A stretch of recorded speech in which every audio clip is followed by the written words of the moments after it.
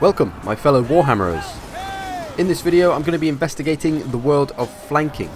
How you do it, why you do it, when you should do it, who you should do it to, and some of the tactics you can employ. Flanking certain enemy units can be essential to victory in some cases, but sometimes it's not necessary at all. So, let's take a look at why we bother flanking enemy units in the first place.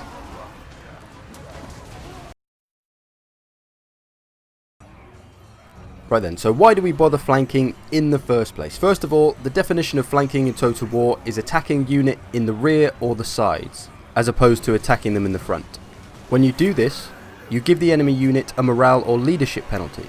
You can see in the unit box there that it says attacked in the rear, meaning that that unit is losing leadership because of that situation. The other reason is that it forces the enemy to fight on two fronts. They fight what's in front of them and what's behind them.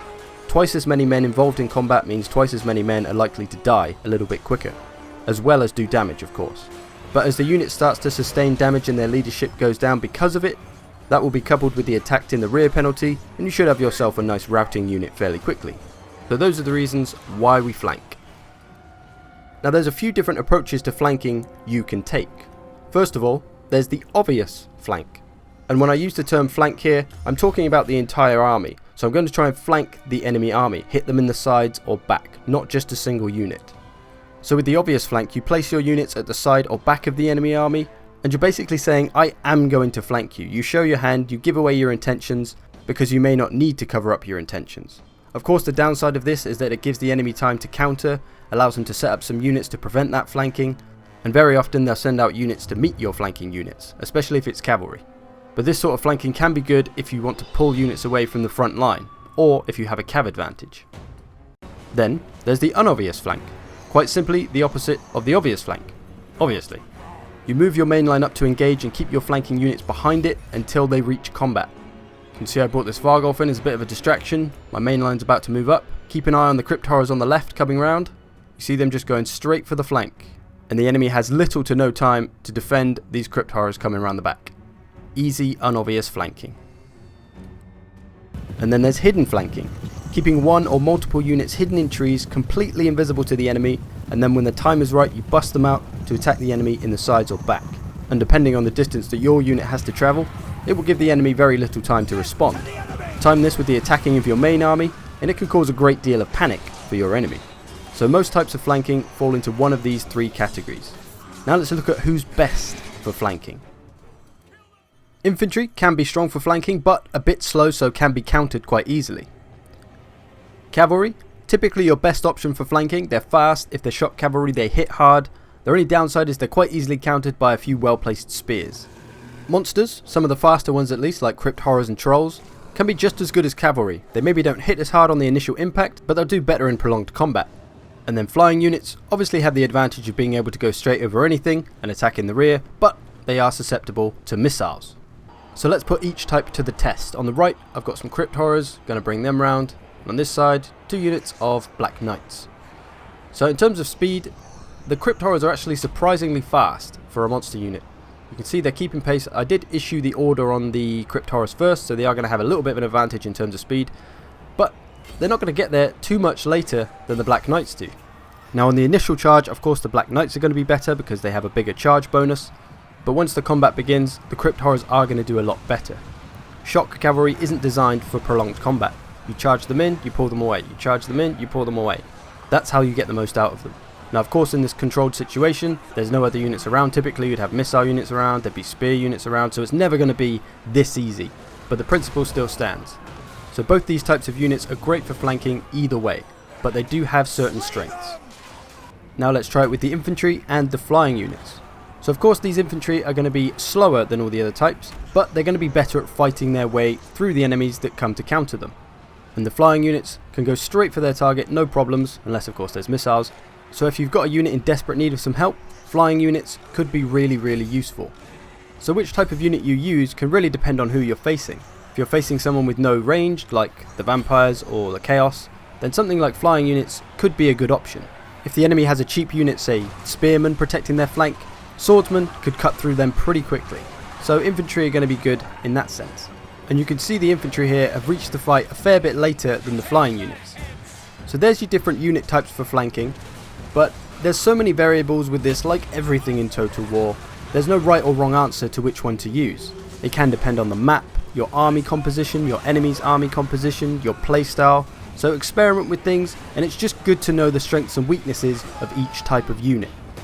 And once you've decided who you're flanking with, then you need to think about who you're targeting. I very often see people in online battles making bad target choices when they get the opportunity to flank. So as an example here, I've got a line of greatswords. This is my front line. They're all fighting across the front, and I've got 3 different situations going on. On the right side, I've got my greatswords up against a very, very tough unit in chosen warriors with great weapons. This is an engagement they will most likely lose if you just leave them in a one-on-one. So they may need some help. Next to that, in the centre, I've got Chaos Marauders against my greatswords. This is an engagement my greatswords will most definitely win, so they probably don't need any help. And on the left, my greatswords are engaged with 2 units, 1 Marauder and 1 chosen with great weapons. So this is an engagement they will most definitely lose badly. So being able to predict where I'm going to win and where I'm going to lose is going to help me choose my targets. I've got my 2 units of Reiksguard flanked round at the back here. I just need to paint their targets. So of course this left side really needs help. So I'm going to bring some Reiksguard over to help them out. Otherwise those 2 units will break through and flank my other greatswords.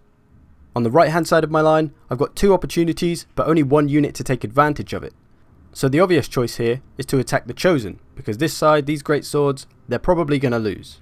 And I've got the opportunity to do a lot of damage to one of my enemy's best units. If I attack the Marauders, it's a bit wasteful because they don't really need the charge to die, because the greatswords are going to get them. But when this greatsword unit does win, they'll be able to flank round into the back of the Chosen. So I could speed up that process by charging the Marauders. So you've got options, and again, strengths in both ways. Realistically in this situation, I could spread my Reiksguard out wide enough to hit both units, but I'm trying to get the point across of picking your targets wisely. So look to try and do as much damage as you can to the enemy's most expensive, dangerous units, rather than the low threat units that are going to lose anyway. So you can see, as predicted, the Marauders have lost to the Greatswords, no help required. The Chosen, they're now routing as well because I charged them with the Reiksguard, so we've evened the odds in 2 of our 3 situations. On the left, we're still struggling a bit, but we've routed the Marauders now, and the Chosen Warriors start to waver as well. So all 3 situations have come out as a success for us, based on wise target choice. So now we know who to attack with, and why we attack them. Now let's look at a few tactics and maneuvers we can employ to execute our flank. So the first one is an ancient tactic called Hammer and Anvil. Now quite simply, if you think of a blacksmith making a sword or something, he heats it up, puts it on an anvil, and then smashes it into shape with a hammer. So our front line is the anvil, holding the enemy units in place. The enemy units are the sword, let's say, that's going to be hammered, and then my cavalry is the hammer.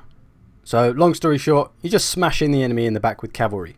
Your units are there to fix the enemy units in place, not necessarily to beat them. So you could do this with a cheap unit, even like zombies or something, that would make the enemy face with their backs to the cavalry, and then you can charge them in the back while the cheap unit holds them in place.